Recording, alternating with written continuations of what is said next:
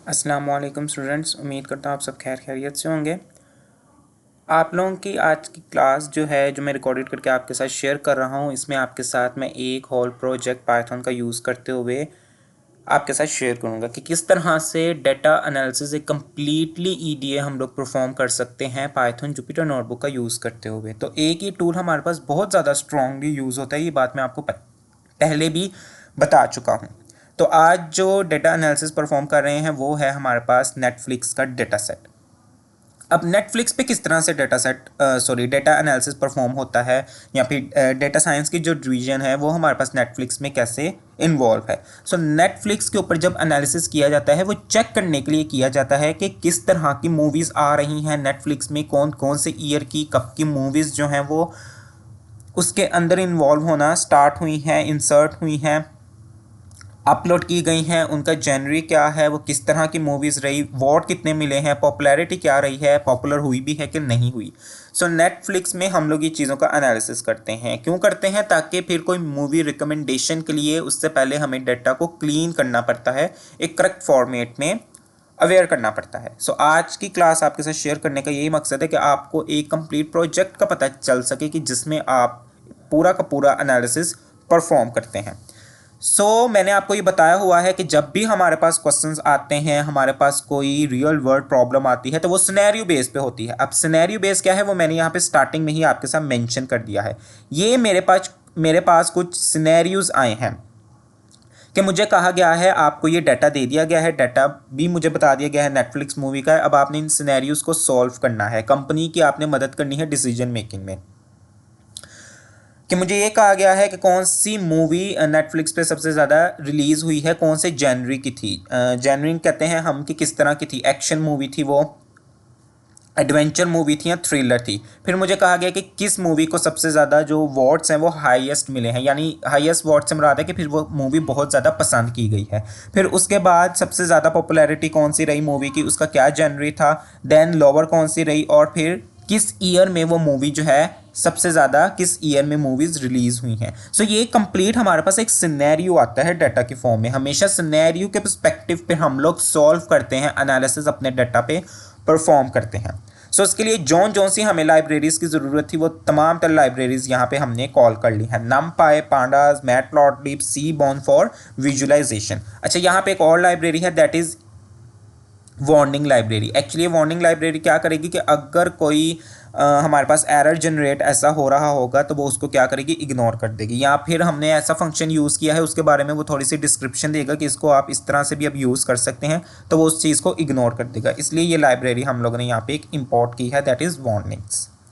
Okay, मैंने यहाँ पे डीएफ में जो है वो अपना एक डाटा ले लिया है, क्योंकि मेरे पास डाटा सीएसवी में है, इसलिए डॉट रीड अंडरस्कोर सीएसवी और पैरेंथेसिस में वो मूवी का नेम जाएगा। यहाँ पे मैंने एक फ़ाइल बनाई है, उसी के अंदर मैंने नोटबुक क्रिएट की है और ये मेरे पास data set my movie DB का पड़ा हुआ है जिसकी सीएसवी फाइल है। तो ये मैंने आपको तरीकाकार बताया है, आपने किस तरह से अपनी जुपिटर नोटबुक में सीएसवी फाइल को क्रिएट करना है, यानी कि उसको कॉल करना है, रीड करवाना है, और आपने किस फोल्डर में उसको रखना है।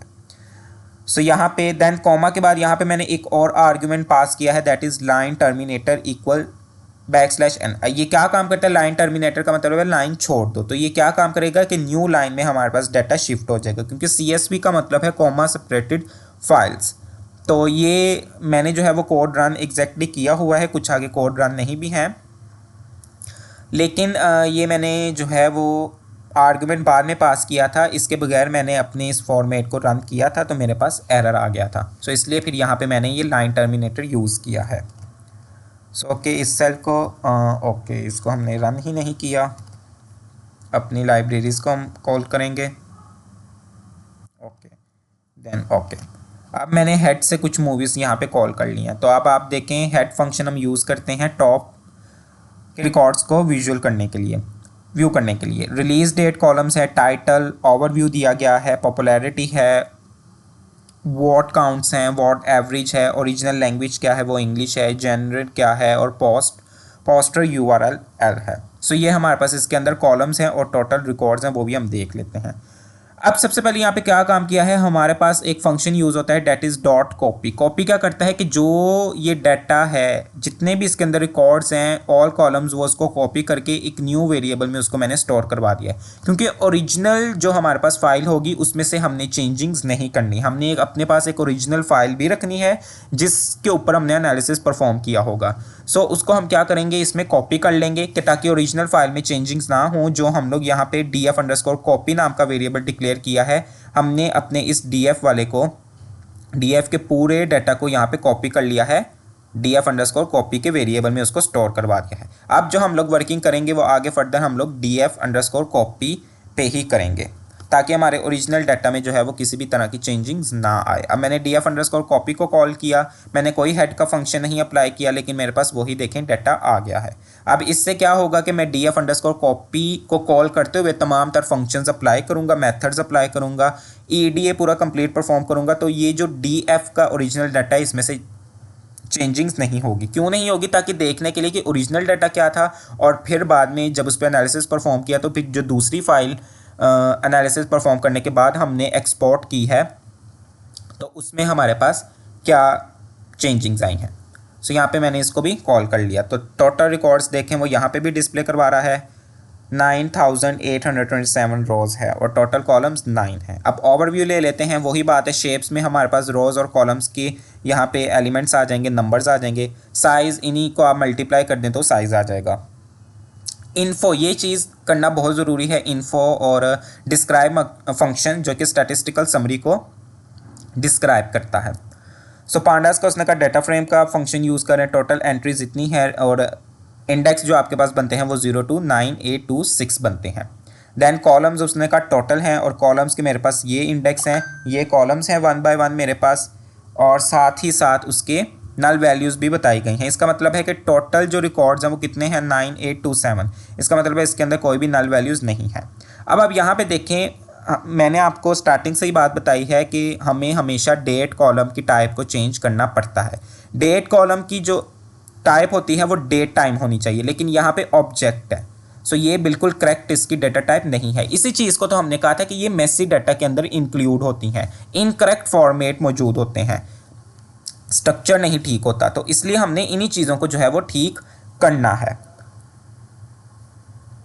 देन उसके बाद हमारे पास अब यहाँ पे डिस्क्राइब फंक्शन यूज़ हो जाता है, जिसमें डिस्क्राइब फंक्शन हमेशा स्टैटिस्टिकल समरी के लिए यूज़ होता है जो कि न्यूमेरिकल डाटा के ऊपर अप्लाई होता है। सो पॉपुलैरिटी, वॉट काउंट और वॉट एवरेज हमारे पास ये दो न्यूमेरिक डाटास थे, उनके ऊपर यूज़ हुआ है। Mean, standard deviation, minimum, maximum और ये क्वार्टाइल हमारे पास यहाँ पे इंक्लूड है।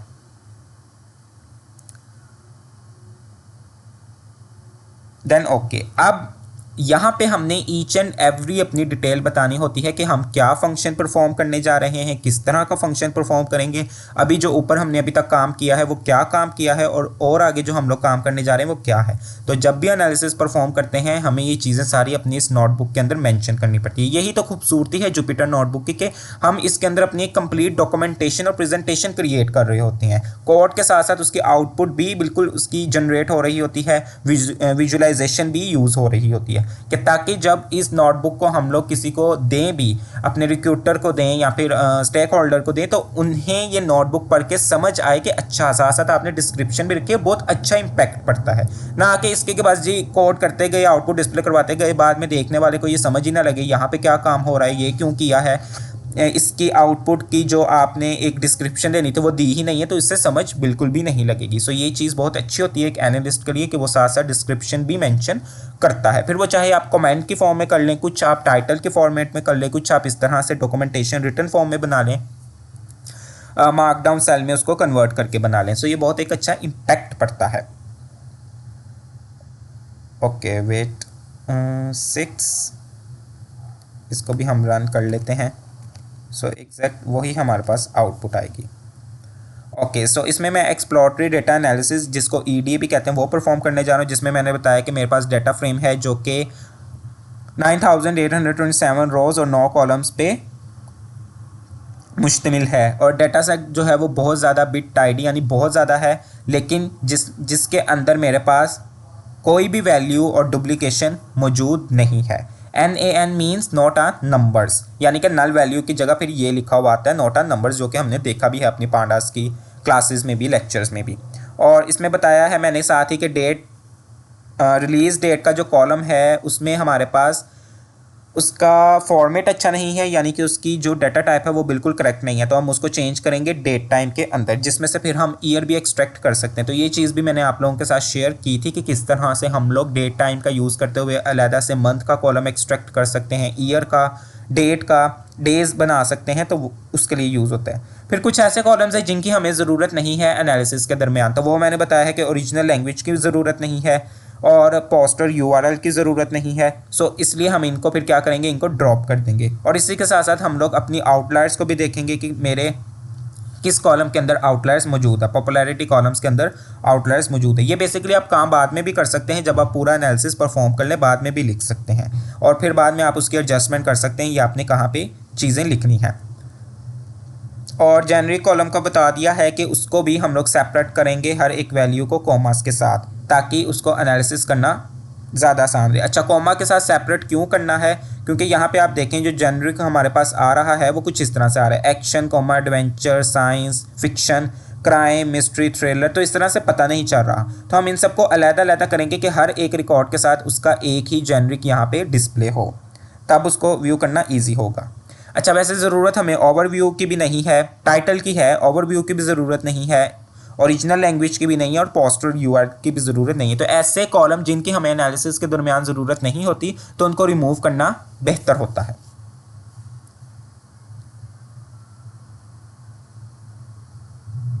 ओके, अब हम मिसिंग डाटा चेक करते हैं, जो कि हम ऊपर भी बता चुके हैं कि इसके अंदर कोई भी मिसिंग डाटा मौजूद नहीं है। सो उसके लिए क्या यूज़ करते हैं हम लोग, इज़ नल डॉट सम, जो कि हर एक कॉलम के अंदर सम करके बताएगा कि कितनी वैल्यूज़ नल हैं और नहीं है।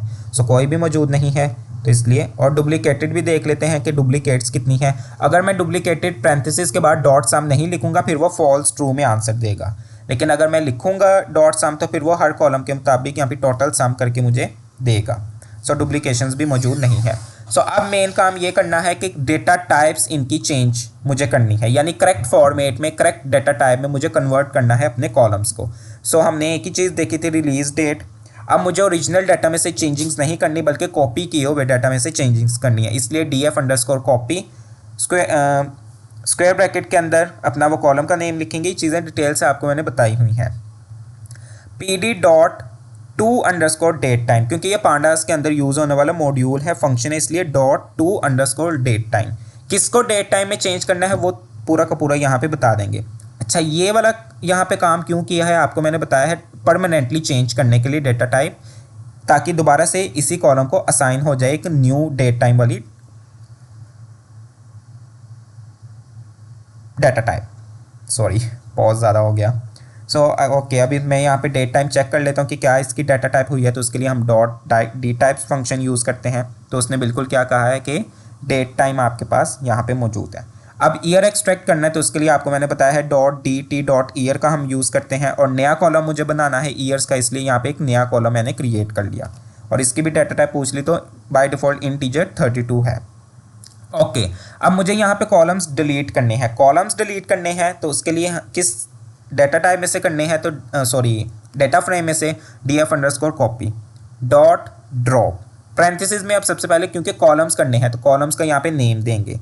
कॉलम्स आर्ग्यूमेंट आ गया इक्वल। कौन कौन से कॉलम्स करने हैं तो मैंने आपको बता दिया था, ओवरव्यू, ओरिजिनल लैंग्वेज और postal URL। In place true हम यहाँ पे यूज़ करते हैं कि पक्के पक्के परमानेंटली तुम इनको ख़त्म कर दो, मुझे नहीं ज़रूरत इनकी आगे भी। और एक्सिस 1 यानी कि एक्सिस 1 यूज़ होता है पूरे के पूरे कॉलम्स को डिलीट करने के लिए, और एक्सिस 0 यूज़ होता है कोई स्पेसिफिक रो को डिलीट करने के लिए। फिर हम कॉलम्स के नेम नहीं देते।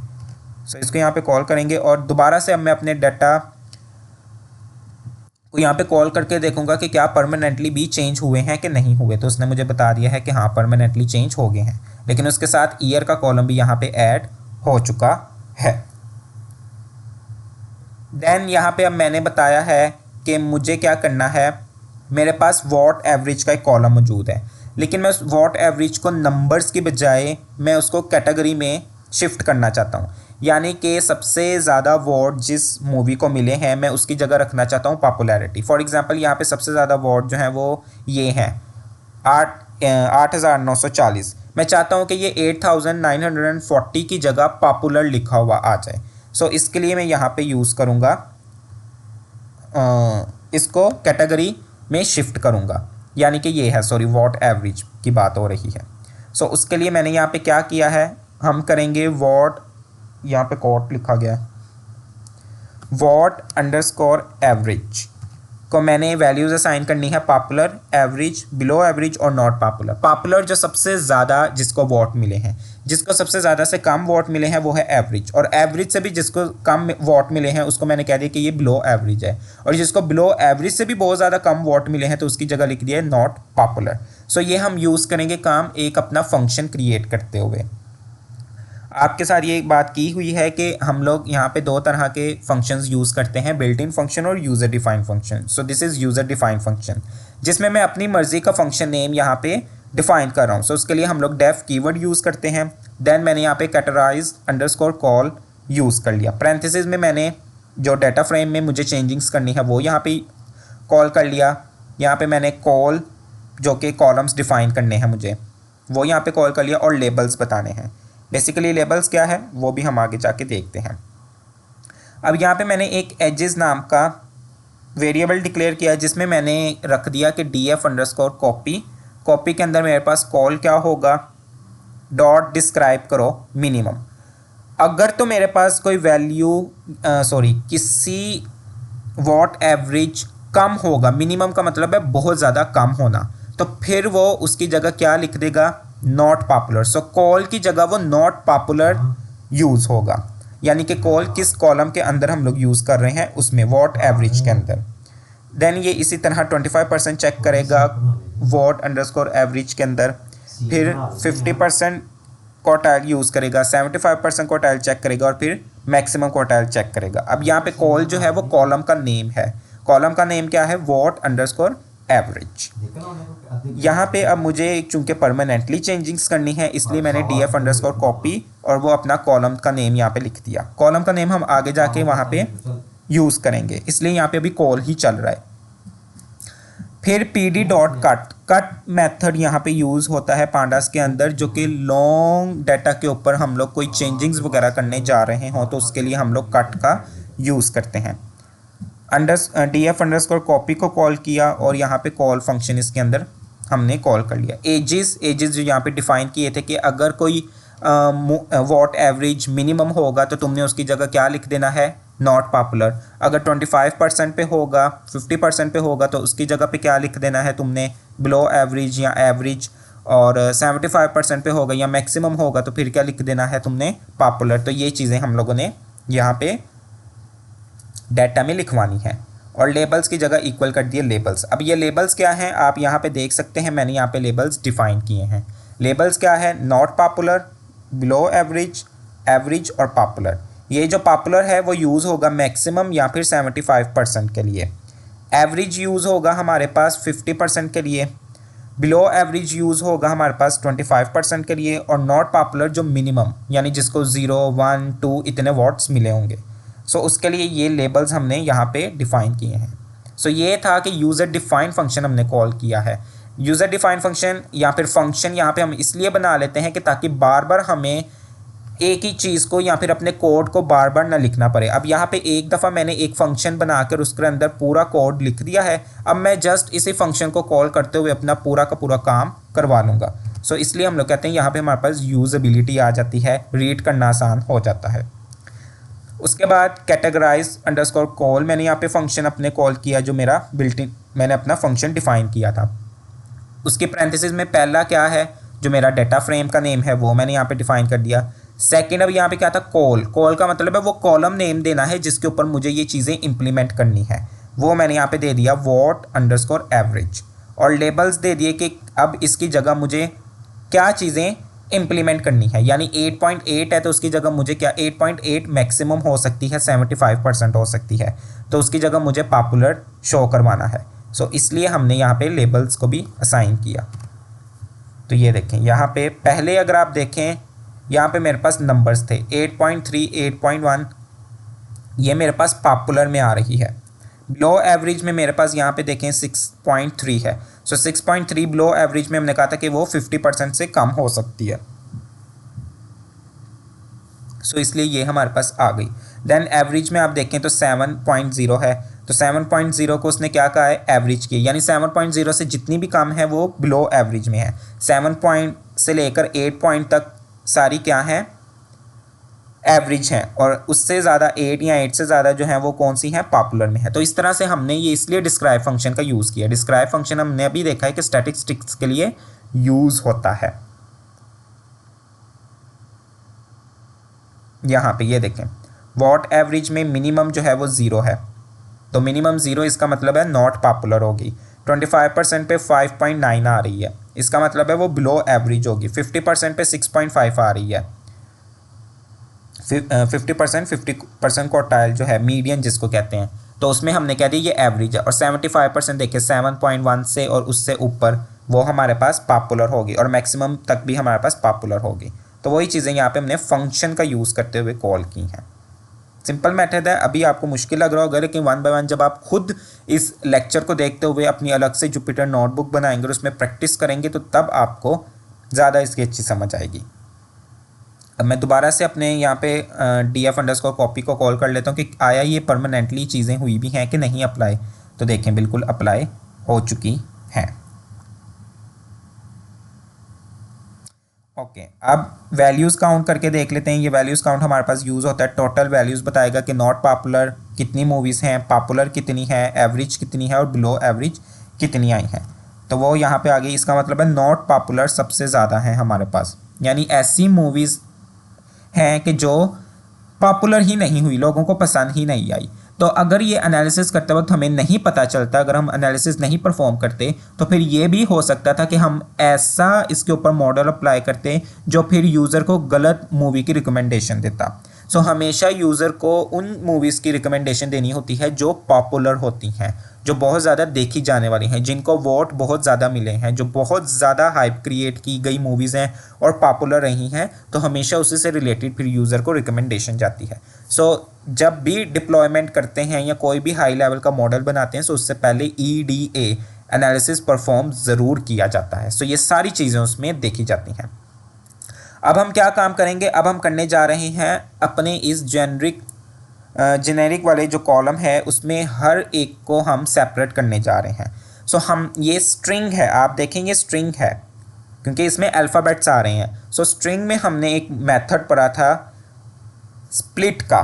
स्प्लिट क्या काम करता था, सेपरेट सबको कर देता था। सो मैं अब चाहता हूँ कि यहाँ पे जो स्पाइडरमैन नो वे होम वाली जो मूवी है उसमें ये जो एक्शन, एडवेंचर और साइंस फिक्शन, ये 3 तरह की स्ट्रिंग इसमें इन्वॉल्व है और तीनों को सेपरेट किया गया है कोमा के साथ, ये कोमा, ये एक 2 कोमा। तो स्प्लिट में मैं ये कोमा एंटर कर दूंगा कि हर एक इस वर्ड को, इस लेटर को, इन करेक्टर्स को कोमास के साथ क्या कर दो, अलग अलग कर दो। तो मेरे पास अभी तो ये एक लाइन में डिस्प्ले हो रही हैं। देन जैसे ही मैं स्प्लिट मेथड फंक्शन अप्लाई करूँगा तो फिर क्या काम होगा, स्पाइडरमैन नो वे होम जेनरिक उसका एक वक्त में एक्शन आ जाएगा, अगली लाइन में यही टाइटल डिस्प्ले होगा लेकिन जेनरिक उसका एडवेंचर आ जाएगा, नेक्स्ट लाइन में साइंस फिक्शन आ जाएगा। सो ये काम मैं करना चाह रहा हूँ कि ताकि जब एट द एंड मैं विजुअलाइजेशन करूँ जेनेरिक की, तो मेरे पास आउटपुट बिल्कुल करेक्ट आए, उसको पढ़ना आसान हो कि एक्शन टोटल कितनी मूवीज़ के लिए यूज़ हुआ है, एडवेंचर कितनी टोटल मूवीज़ के लिए यूज़ हुआ है। सो उसके लिए हम लोग ये काम करेंगे। सो यहाँ पे मैंने, क्योंकि मुझे परमानेंटली करवाना है इसलिए ये मैंने यहाँ पे लिख दिया df_copy जेनरिक, और df_ दोबारा से उसको कॉल किया क्योंकि इस कॉलम के ऊपर मैंने इंप्लीमेंट करना है .str स्ट्रिंग का आगे फंक्शन है ये, तो डॉट स्प्लिट किसके साथ अलग करना है, कोमा के साथ। फिर मैंने यहाँ पे एक फंक्शन यूज़ किया है एक्सप्लोर्ट फंक्शन हम यूज़ करते हैं जिसमें क्या काम करता है, हैंडल कर लेता है वैल्यूज़ को, अलग अलग वैल्यूज़, अलग अलग जो है वो सेपरेट कर देता है वैल्यूज़ को। और जो ऐसे कुछ, और यहाँ पे मैंने उसको साथ ही कह दिया कि रीसेट भी इंडेक्स कर दो, यानी पुराने इंडेक्स जो है वो अगर आप देखें तो 0 इंडेक्स हमारे पास यूज़ हो रहा था यहाँ पे सिर्फ एक मूवी के लिए, लेकिन अब चूंकि जेनरिक जो है वो एक मूवीज़ की 3 बार यहाँ पे आएंगी, तो इसलिए 1 2 3 अलग अलग इंडेक्स इनका डिस्प्ले होना चाहिए। सो उसके लिए मैंने यहाँ पे ये यूज़ किया है। इसको रन करेंगे। सो ये देखें यहाँ पे स्पाइडरमैन नो वे होम एक्शन, स्पाइडरमैन नो वे होम एडवेंचर, स्पाइडरमैन नो वे होम साइंस फिक्शन। बाकी कॉलम्स के भी यहाँ पे देखें बिल्कुल सेम ही रिकॉर्ड्स हैं, लेकिन सिर्फ जेनरिक जो है वो इनका डिफरेंट आ रहा है। सो अब यहाँ पे देखना आसान हो रहा है कि ठीक है, स्पाइडरमैन जो है वो एक्शन मूवी भी थी, एडवेंचर मूवी भी थी और साइंस फिक्शन मूवी भी थी। बैटमैन जो है वो क्राइम भी थी और मिस्ट्री भी थी and up to so on, चूँकि मैंने हेड का यूज़ किया है। ओके अब जेनरिक जो है उसकी मुझे डाटा टाइप चेंज करनी है, उसको मैंने डाटा टाइप करनी है कैटेगरी में। पहले मेरे पास थी ऑब्जेक्ट में, तो एज टाइप फंक्शन का यूज़ करते हुए हम लोग डाटा टाइप चेंज कर सकते हैं, जो कि अपने कॉलम के ऊपर हम लोग अप्लाई कर सकते हैं। सो वही काम मैंने यहाँ पे किया है। और उसके बाद मैंने इसकी डाटा टाइप्स कॉल करवा ली कि जेनेरिक में जो डाटा टाइप्स थी जनवरी में वो कौन कौन सी थी। तो उसने मुझे बता दिया एक्शन, ये सारी आपकी जो ये वर्ड्स यूज़ हो रहे हैं मल्टीपल्स टाइम, उसने मुझे बता दिया ये सारे अब कैटेगरी में शिफ्ट हो चुके हैं। इन्फो मैंने ले ली है, तो अब आप यहाँ पे देख सकते हैं रिलीज़ डेट, उसकी डाटा टाइप क्या हो गई है डेट टाइम, टाइटल की ऑब्जेक्टिव थी, पॉपुलैरिटी की फ्लोट थी, वॉट काउंट की मेरे पास क्या थी इंटीजर थी, यहाँ पे वॉट एवरेज की भी कैटेगरी हो गई है और जनवरी की भी कैटेगरी हो गई है। सो ये हम लोगों ने यहाँ पे काम किया है। और अब मुझे यूनिक रिकॉर्ड्स चाहिए, तो यूनिक रिकॉर्ड्स ये मेरे पास आ गए हैं कि डेट, रिलीज़ डेट मेरे पास यूनिक कितनी है, टाइटल्स यूनिक कितने हैं, ओवरव्यू यूनिक कितना है, पॉपुलैरिटी कितनी है, तो ये मेरे पास यूनिक रिकॉर्ड्स आ गए हैं। नंबर ऑफ़ यूनिक, उसके लिए हम लोग फंक्शन यूज़ करते हैं।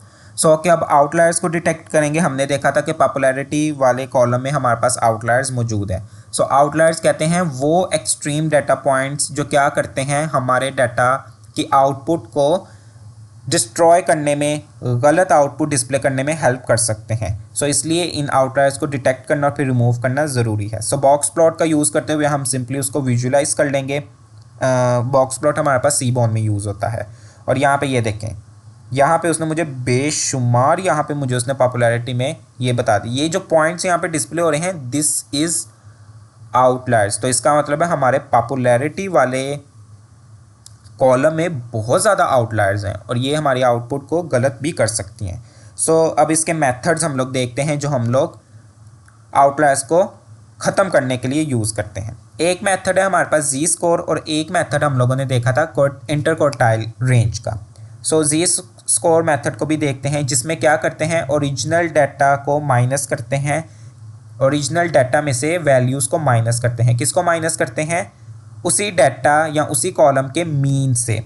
अब यहाँ पे मेरे पास कॉलम कौन सा है पॉपुलैरिटी का, तो पॉपुलैरिटी की एक एक वैल्यू यहाँ पे लेंगे और टोटल जो इसका मीन आया होगा, पॉपुलैरिटी का मीन हम लोगों ने, चलिए यहाँ पे हम दोबारा से पॉपुलैरिटी का मीन निकाल लेते हैं। df_copy dot describe.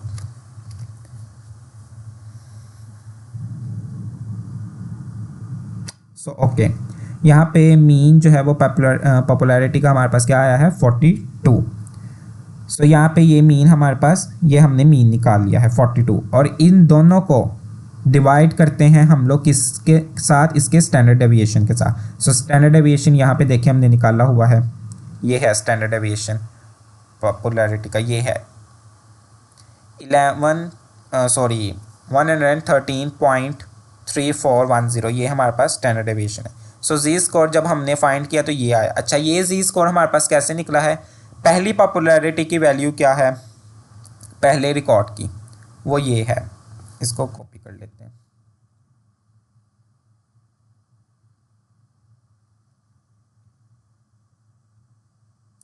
यहाँ पे मैंने इसके पहले रिकॉर्ड को यहाँ पे क्या कर दिया, ला के रख दिया।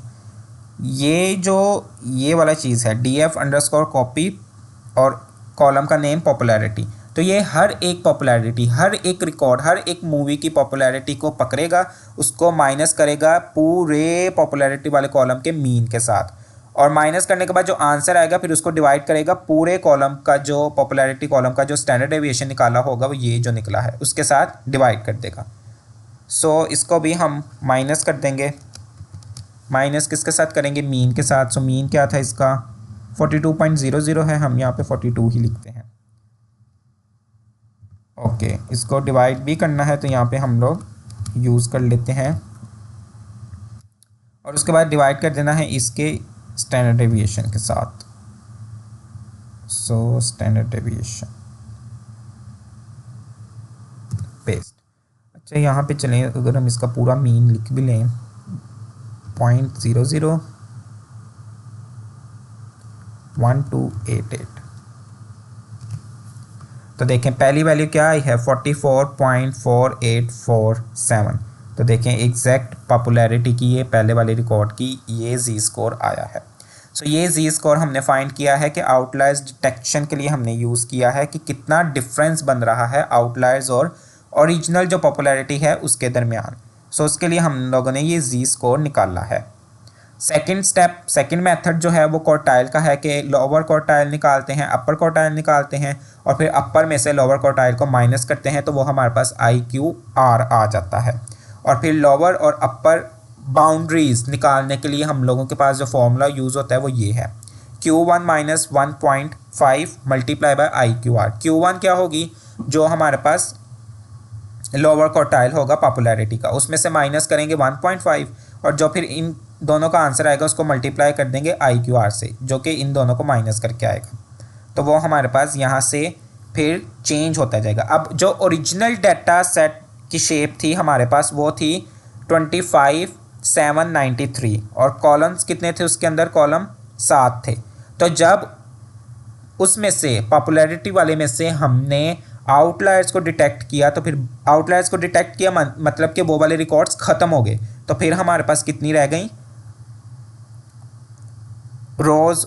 तो वो हमारे पास 23 और 015 रह गए। इसका मतलब है 25793 माइनस 23015। इसका मतलब है कि 2778 जो रिकॉर्ड्स थे, रोज थे, वो एज अ आउटलायर हमारे डाटा के अंदर थे। तो देखें अगर हम इनको रिमूव ना करते तो हमें पता भी नहीं चलता कि आउटलायर्स कितनी थी और हमारे डाटा की फिर आउटपुट भी गलत आती जानी थी अगर हम लोग आउटलायर्स को डिटेक्ट करके उनको रिमूव ना करते। ओके, आफ्टर रिमूव करने के बाद मैंने यहाँ पे अपने डाटा को कॉल किया df। ओहो, यहाँ पे मैंने सेल को रन ही नहीं किया।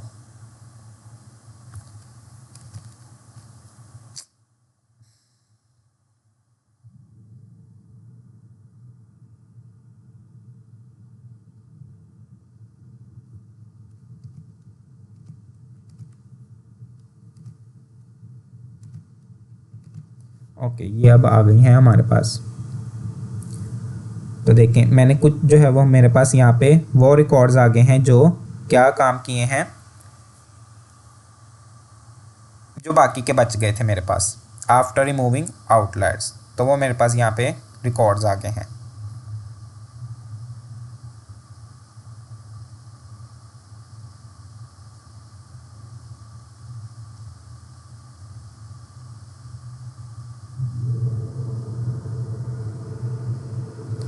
सो ओके, चेक करने के बाद अब चेक किया, अब ये देखें, अब ये लाइन जो है वो एक सीधी आ रही है, वो 0 या O की तरह नहीं आ रही। इसका मतलब है कि आउटलायर्स क्या है, ख़त्म हो गई हैं। तो आप पॉपुलैरिटी की जो मेरे पास मिनिमम वैल्यू है वो 20 से कम है, यानी 0 कह सकते हैं। और ये वाला हमारे पास जो है वो Q1 होता है 25% क्वार्टाइल, ये हमारे पास मीन आ जाता है 50% क्वार्टाइल और ये हमारे पास Q3 है। Q3 के बाद ये हमारे पास 100% की तरफ आगे मूव कर जाता है और ये एक्स एक्सिस की तरफ आ रहा था, ये वाई एक्सिस के लिए हमने यूज़ कर लिया। सो सेम ही रिज़ल्ट है। सो ये काम है कि हम लोगों ने आउटलायर्स को डिटेक्ट किया है। अब आ जाते हैं विजुअलाइजेशन। डाटा तो हमने सारा क्लीन कर लिया, EDA परफॉर्म कर लिया, लेकिन EDA में हमारे पास विजुअलाइजेशंस भी आ जाती हैं। अगर हम विजुअलाइज नहीं करेंगे तो डाटा को अंडरस्टैंड करना, उसकी आउटपुट को अंडरस्टैंड करना हमारे लिए नहीं ठीक होगा। सो इसलिए विजुअलाइजेशन बहुत ज़्यादा ज़रूरी है। यहाँ पे मैंने एक स्टाइल सेट कर दिया है कि मुझे इसी स्टाइल की आउटपुट देनी है वाइट ग्रिड। सो ये स्टाइल सेट मैंने SNS की लाइब्रेरी का यूज़ करते हुए कर दिया है। अब यहाँ पे सबसे पहले तो मैंने जो मेरे पास न्यूमेरिक कॉलम्स थे उनको मैंने विजुलाइज कर दिया हिस्टोग्राम का यूज़ करते हुए। सो कलर मैंने यहाँ पे ग्रीन दे दिया है, हर एक का G मीन्स ग्रीन है, और अल्फ़ा जो है वो हमारे पास यहाँ पे एक एट्रीब्यूट यूज़ हो रही है 0.3 के 3 का वो डिफरेंस करके दे देगा। और टाइट लेआउट कह दिए हैं, ये जो हमारे पास यहाँ पे डिफरेंस चीज़ें यूज़ हो रही हैं। ओके, रिलीज़ डेट में सबसे ज़्यादा जो हम लोग देख सकते हैं कि कॉन्टीन्यूसली रिलीज़ हुई हैं 1930 समथिंग से स्टार्ट होते होते हमारे पास 120 में सबसे ज़्यादा 200 ओहो क्या कह रहा हूँ 2020 में सबसे ज़्यादा हमारे पास मूवीज़ रिलीज़ हुई हैं, तकरीबन 10,000 से भी ज़्यादा। पॉपुलैरिटी कितनों की रही वो यहाँ पे हमने बता दिया है कि पॉपुलैरिटी टोटल इतनी मूवीज़ की रही हैं हमारे पास। उसके बाद वॉट काउंट का हमारे पास आ गया और ये ईयर का हमारे पास यहाँ पे रिजल्ट आ गया। अब जो हमारे पास यहाँ पे सिनेरियो बेस्ड क्वेश्चंस थे बेसिकली सॉल्व करना उनको मेन काम है। सो हर एक क्वेश्चन का यहाँ पे अब हम जो है वो परफॉर्म करवाते जाएंगे। सबसे पहले तो कहा गया है कि what is the most frequent generic of movies released on Netflix. ऐसी कौन सी मूवी का जेनरिक है जो सबसे ज़्यादा रिलीज़ हुआ नेटफ्लिक्स में, यानी एडवेंचर है, एक्शन है, थ्रिलर है, फ़नी है, तो ये सारा। तो सबसे पहले तो हम लोगों ने उसको डिस्क्राइब कर लिया, काउंट कर लिया टोटल मूवीज़ को कि यूनिक कितनी है। टॉप पे देखें, टॉप पे उसने बता दिया कि थ्रिलर रही है। फ्रिक्वेंट कितनी है, तो ये सारी चीज़ें हम लोगों ने सबसे पहले इसमें डिस्क्राइब करा ली हैं। अब विजुलाइज करवा के हम लोग देखेंगे क्योंकि उसका यूज़ करना ज़्यादा आसान है। यहाँ पे मैंने फिगर रख दिया कि मुझे जो ग्राफ चाहिए वो 6/4 का चाहिए। और SNS, अब यहाँ पे कैट प्लॉट यूज़ करते हैं हम इसके अंदर मॉड्यूल SNS के अंदर, यानी कि मुझे किस तरह का चाहिए ग्राफ मैंने बता दिया कि टोटल काउंट करके मुझे बताना है। वाई एक्सिस में मैंने जेनरिक रख दिया कि वाई एक्सिस में मुझे एक्शन थ्रिलर ये डिस्प्ले होंगे। अब डाटा, ये वाला डाटा जो मैंने लिया है वो किस में से लिया है ये भी बताना है, तो मैंने कहा कि DF_copy में से लिया है। और यहाँ पे यहाँ पे मैंने यूज़ किया है कि कलर जो है वो अपनी मर्ज़ी का यूज़ कर लो। और टाइटल मैंने बता दिया कि डिस्ट्रीब्यूशन करने जा रहा हूँ। तो ये देखिए, अब यहाँ पे उसने मुझे बताया है कि एक्शन मूवी जो है वो इतनी % आपके पास रही है। सो एक्शन मूवी हम देख सकते हैं कि 1000 से ज़्यादा जो है वो एक्शन मूवी मौजूद थी। लेकिन सबसे ज़्यादा मूवीज़ कौन सी मौजूद थी, वो थी ड्रामा थ्रिलर। इसका मतलब है कि ड्रामा और थ्रिलर लोगों ने सबसे ज़्यादा पसंद की हैं। तो जब रिकमेंडेशन सिस्टम बनाया जाता है, रिकमेंडेशन मूवी सिस्टम बनाया जाएगा जिस पे डिफरेंट तरह के मेथड्स और मॉडल्स वगैरह डिप्लॉय किए जाएंगे, जो कि डाटा साइंस की डिवीजन में ये चीज़ें आ जाती हैं, तो फिर उसमें जो यूज़र्स होंगे उनको सबसे ज़्यादा रिकमेंडेशन मूवी ड्रामास की जाएगी, थ्रिलर की जाएगी, एडवेंचर की जाएगी, कॉमेडी की जाएगी, ठीक है, और एक्शन की जाएंगी। सो इससे हमें फिर पता चलता है। अगर ये चीज़ें हमने एनालिसिस करके ना पता लगाया होता तो ऐसी मूवीज रिकमेंड हो सकती थी जो बिल्कुल भी पॉपुलर ना हुई हो। सो इसलिए ये काम हम लोगों ने किया है। सो सबसे पहली क्वेश्चन का तो सॉल्व करके हमने बता दिया कि कौन सी मूवीज़ हुई हैं सबसे ज़्यादा। अब यहाँ पे हमने बताना है कि सबसे ज़्यादा वोट किस तरह की मूवी को मिले हैं। सेम वही कैट प्लॉट, लेकिन अंदर हम काइंड बता देंगे, काउंट करना है। काउंट करके ही पता चलेगा कि सबसे ज़्यादा पॉपुलर मूवीज़ कौन सी रही हैं।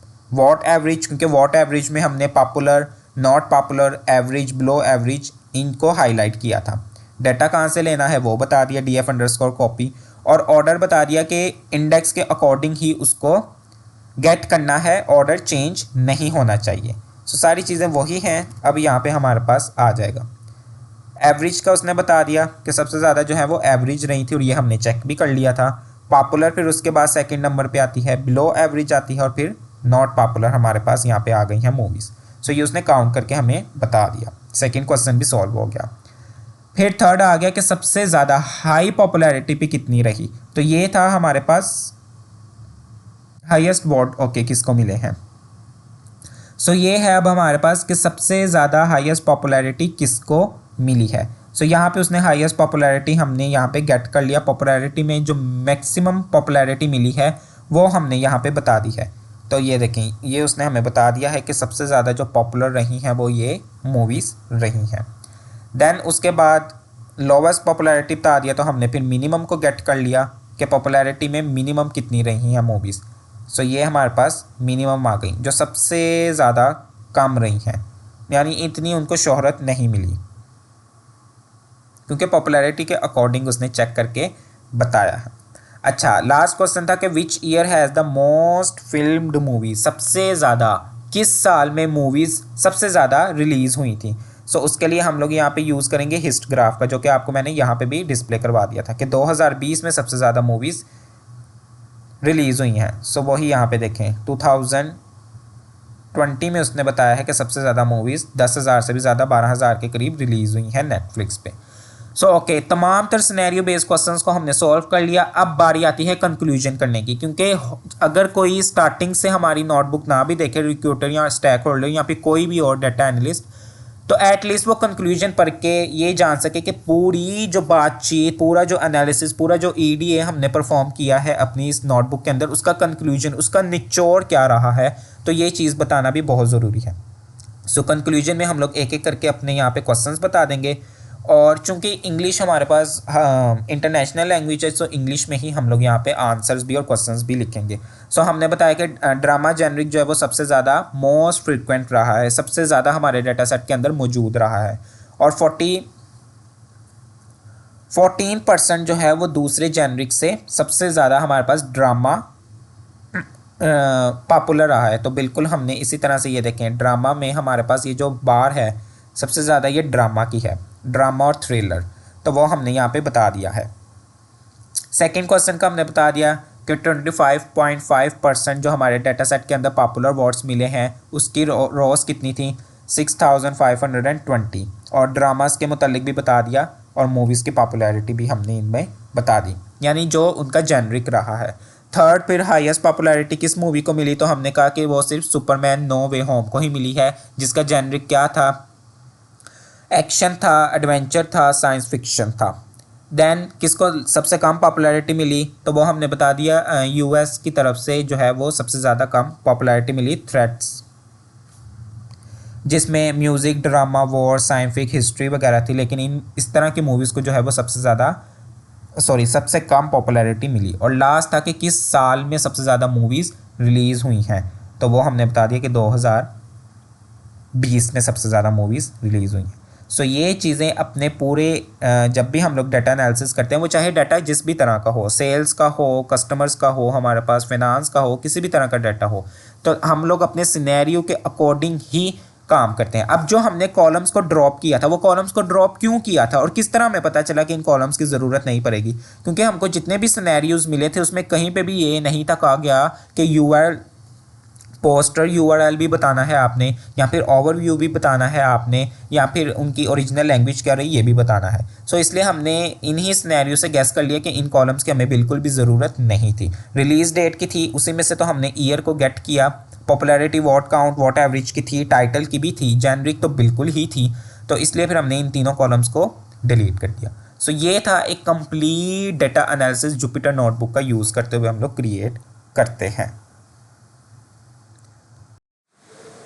सो उम्मीद करता हूँ कि आप लोगों को ये डिटेल से समझ आया होगा। अब नेक्स्ट मूव करते हैं। आपने ये नोटबुक तो क्रिएट कर दी, अब आपने क्या एक काम करना है, आपने गिटहब पे अपनी आईडी क्रिएट करनी है। आपने गूगल पे जाना है, गूगल पे जाने के बाद आपने github.com सर्च करना है, वो आपको गिटहब की एप्लीकेशन पे ले जाएगा। वहाँ पे जाके आपने लॉगिन करना है। फर्स्ट टाइम लॉगिन करें तो वो आपसे साइन अप मांगेगा, आपने ईमेल एंटर करनी है, और जो पासवर्ड आपने अपनी ईमेल का एंटर करना है। फिर वो आपसे मांगेगा कि आपने क्या नाम रखना है अपनी गिटहब की प्रोफाइल का, तो वो सारी सेटिंग वगैरह आपसे मांगेगा।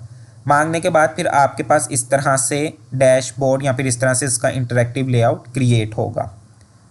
ठीक है, ये सारी चीज़ें आपने सबसे पहले काम क्या करना है, यहाँ पे अपनी एक रिपोजिटरी क्रिएट करनी है। मेरी यहाँ पे पहले से हुई है कुछ के लिए, तो यहाँ पे जो है वो आपने क्रिएट करनी है अपनी रिपोजिटरी। क्रिएट न्यू रिपोजिटरी आपने यहाँ पे क्रिएट करनी है। सो यहाँ पे आपने नई अपनी रिपोजिटरी क्रिएट करनी है। यहाँ पे आपने फॉर एग्जांपल लिखना है डेटा, ये जो आपका नेम डिस्प्ले होगा जो आपने पहले रखा होगा। सो यहाँ पे मैंने रख दिया है डेटा एनालिसिस मेरी न्यू रिपोजिटरी। स्पेस ना दें, स्पेस के बजाय आप यहाँ पे ये लिख दें डेटा एनालिस्ट डेटा एनालिसिस दी एनालिस्ट, मैंने यहाँ पे रिपोजिटरी डिस्क्रिप्शन कोई लिखनी है आप वो लिख लें, और आपने अपनी इस रिपोजिटरी को पब्लिक ही रखना है कि ताकि जब आप किसी भी जॉब वगैरह के लिए जाएं तो वहाँ पे वो प्रोजेक्ट ही आपका देखते हैं। सो प्रोजेक्ट आपने कहीं पे अपलोड किया होगा, आप उसके उनके साथ अपना लिंक शेयर करेंगे, जो कि मोस्ट प्रोबेबली गिटहब या फिर लिंक्डइन का किया जाता है। तो आपने अपनी सीवी में इसी गिटहब का लिंक आपने ऐड करना है जब आप प्रोजेक्ट्स के बारे में बताएंगे, ताकि वो रिक्रूटर जो है वो आपके उस लिंक को क्लिक करे और आपके इस रिपोजिटरी पे आके आपके प्रोजेक्ट देख सके कि हाँ आपने प्रोफेशनली काम किया हुआ है, आपने रियल वर्ल्ड प्रॉब्लम्स को सॉल्व किया हुआ है, ताकि उसे पता चले आपके पास स्किल्स भी हैं और आपको काम भी आता है। इसलिए आपने इसको पब्लिक रखना है ताकि हर कोई एक्सेस कर सके। और आपने यहाँ पे क्रिएट कर देनी है रिपोजिटरी। अब आपके पास ये रिपोजिटरी देखें यहाँ पे क्रिएट हो चुकी है, डेटा एनालिसिस द एनालिस्ट की। अब यहाँ पे आपने क्या काम करना है, यहाँ पे आपने आ जाना है प्रोजेक्ट्स पे। प्रोजेक्ट्स पे आने के बाद अब यहाँ पे आपने अपने प्रोजेक्ट को इंसर्ट करना है। जाहिर सी बात है आपने प्रोजेक्ट यहाँ पे रखने हैं, तो फिर रिक्रूटर को पता चलेगा कि आपने कौन कौन से प्रोजेक्ट किए हुए हैं और कौन से नहीं किए। So just wait. ओके, अब आपने यहाँ पे आके यहाँ पे आपने न्यू प्रोजेक्ट पे क्लिक करना है।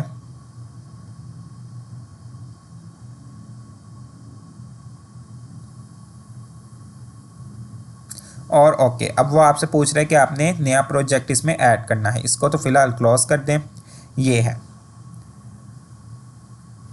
अब आपने बेसिकली अपनी जो फाइल है उसको यहाँ पे अपलोड करना है। सो एक मिनट, नहीं वेट। सो ओके स्टूडेंट्स, आप लोगों के पास इस तरह से जो है वो आप लोग जब अपना क्रिएट कर चुकेंगे, जिस तरह मैंने यहाँ पे डेटा एनालिसिस द एनालिस्ट का अकाउंट क्रिएट किया, तो आपके पास इसी कोड वाले शो में फ़ाइल अपलोड करने से पहले आपके पास कुछ जो है ना वो ऑप्शन आ रही होगी, एडिंग फाइल एग्जिस्टिंग या अपलोड एग्जिस्टिंग फाइल। तो आपने उस पर क्लिक करना है। क्लिक करने के बाद आपके पास ऑप्शन आएगी फ़ाइल को ऐड करने की। आपने फ़ाइल को ऐड करना है और देन फिर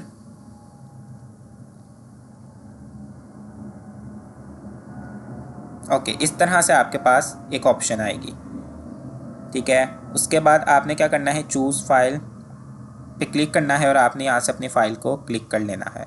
फ़ाइल को सिलेक्ट करने के बाद ओपन करेंगे तो आपके पास यहाँ पे अपलोड हो जाएगी फ़ाइल। उसके बाद ऐड फाइल वाया अपलोड, आप यहाँ पे कुछ लिखना चाह रहे हैं तो लिख लें कि आपने मैनुअली काम किया है, और आपने कोई डिस्क्रिप्शन वगैरह ऐड करनी है इस फाइल से रिलेटेड, वो भी आप काम कर सकते हैं। और उसके बाद आपने यहाँ पे कमिट चेंज कर देना है। जैसे आप कमिट चेंज करेंगे तो आपके पास आपके इसी जो आपने अकाउंट क्रिएट, जो रिपोजिटरी आपने क्रिएट नेम से की होगी, उसमें आपके पास वो फाइल आ जाएगी। सो सिंपल वर्क है, वो थोड़ा सा बीच में जो है इशू वगैरह हो गया था, सो इस वजह से। तो कोई चीज़ अगर ना समझ आए तो आप ग्रुप में पूछ सकते हैं या फिर आप बाद में अपनी क्यूरी को सॉल्व करवा सकते हैं। तो उम्मीद करता हूँ कि आप लोगों को समझ आया होगा कि किस तरह से कंप्लीट और होल डेटा एनालिसिस परफॉर्म किया जाता है। अल्लाह हाफिज़।